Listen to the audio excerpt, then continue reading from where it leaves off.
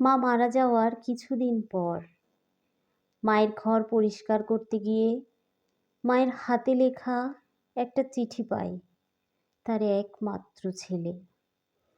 চিঠিতে লেখা ছিল, খোকা, এই চিঠি যখন তোর হাতে পড়বে তখন আমি তোর কাছ থেকে অনেক দূরে চলে যাব, যেখান থেকে কেউ কোনোদিন ফিরে আসে না। খোকা, তোর অনেক কথাই মনে নেই, তাই এই চিঠিতে লিখে গেলাম তোর মনে না থাকা সেই কথাগুলি। তুই যখন ছোট্ট ছিলি একবার তোর জ্বর এসেছিল, আমি 3 রাত ঘুমাতে পারিনি। তোকে বুকে নিয়ে বসেছিলাম, কারণ তোকে বিছানায় শোয়ালেই তুই কেঁদে উঠতি। তোর বাবা আমাকে বলেছিল তোকে শুইয়ে রাখতে, কিন্তু আমি পারিনি। সেজন্য আমাকে অনেক কথা শুনিয়েছিল তোর বাবা। তোকে যখন রাতে বিছানায় শোয়াতাম তুই প্রস্রাব করে বারবার বিছানা ভিজিয়ে ফেলতি। তখন আমি তোকে আবার শুকনো জায়গায় শোয়াতাম, আর আমি তোর প্রস্রাবে ভেজা জায়গায় শুয়ে থাকতাম। তোর বাবা যখন মারা গেল তখন অনেক কষ্টে আমাকে সংসারটা চালাতে হয়েছিল। একটা ডিম ভেজে 2 টুকরো করে তোকে দুবেলায় দিতাম। এমনও দিন গেছে শুধু লবণ দিয়ে ভাত খেয়েছি আমি, কিন্তু তোকে বুঝতে দেয়নি আমি। একদিন রান্না করার মতো কোনো চাল ছিল না ঘরে। তখন কোনো উপায় না পেয়ে এক বাড়িতে কাজ করে কিছু চাল এনে ভাত রেঁধে খাইয়েছিলাম তোকে। হয়তো তুই ভুলে গেছিস, যখন তোর এসএসসি পরীক্ষার ফি দিতে পারছিলাম না তখন তোর বাবার দেয়া শেষ স্মৃতি নাকফুলটা বিক্রি করে দিয়েছিলাম।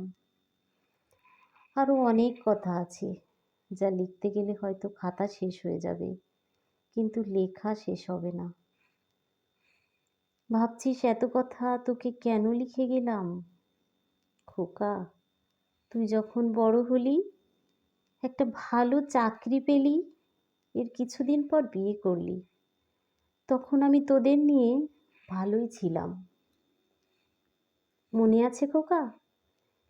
একদিন ঘর থেকে কিছু টাকা চুরি হলো।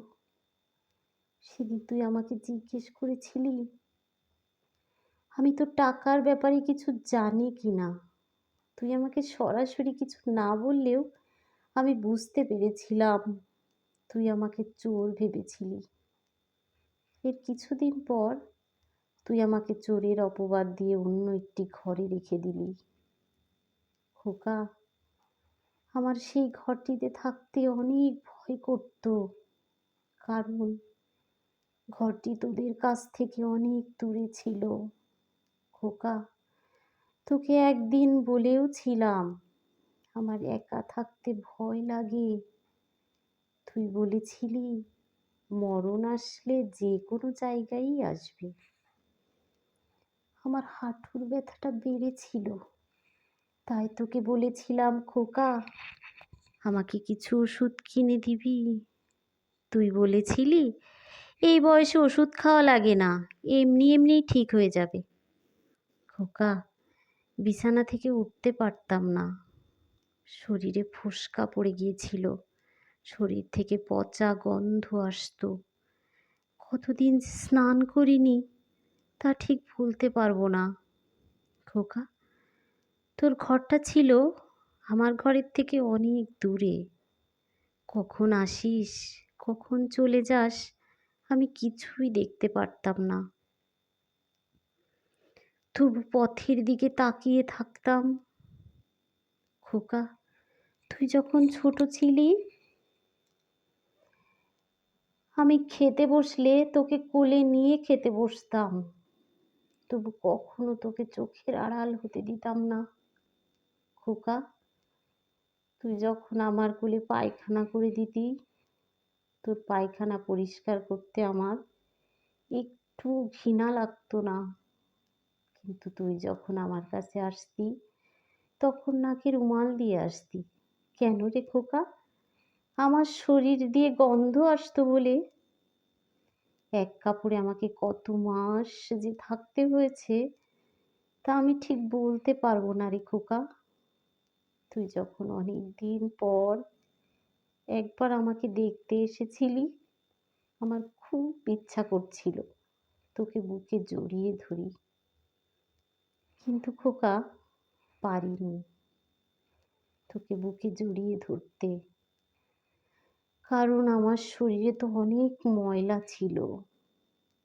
তাতে যদি তোর দামি শার্ট প্যান্ট নষ্ট হয়ে যায়, এই ভয়তে তোকে বুকে নিতে পারিনি সেদিন। খোকা, কখনো আমাকে একবারও জিজ্ঞাসা করিসনি, মা তোমার কিছু খেতে মন চায়? খাওয়ার কথা থাক, কতদিন যে তোর মুখে মা ডাক শুনিনি তাও ঠিক বলতে পারবো না। খোকা, আমার কি অপরাধ ছিল যে আমাকে তোর থেকে অনেক দূরে রাখলি? খোকা, তুই কি পারতি না আমাকে তোর কাছে রাখতে? খোকা, তুই কি পারতি না আমাকে একটা কাপড় কিনে দিতে? খোকা, তুই কি পারতি না আমাকে একটা ডাক্তার দেখাতে? আমাকে ডাক্তার দেখালে হয়তো এই পৃথিবীতে আরো কিছুদিন থাকতে পারতাম। খোকা, কোনো মা তার সন্তানের কাছে পেট ভরে খেতে চায় না, শুধু মন ভরে মা ডাক শুনতে চায়, যা তুই কখনোই বুঝতে চাসনি। খোকা, তোকে একটা অনুরোধ করছি, আমার এই চিঠিটা তোর সন্তানদের পড়ে শোনাবি, কারণ তুই বৃদ্ধ হলে তোর সাথে তোর সন্তানেরা যাতে এরকমটি আর না করে। ভালো থাকিস খোকা, এটি তোর মা। হয়তো এটা গল্প, কিন্তু পড়তে গিয়ে কতবার যে কেঁদেছি তার কোনো হিসেব নেই।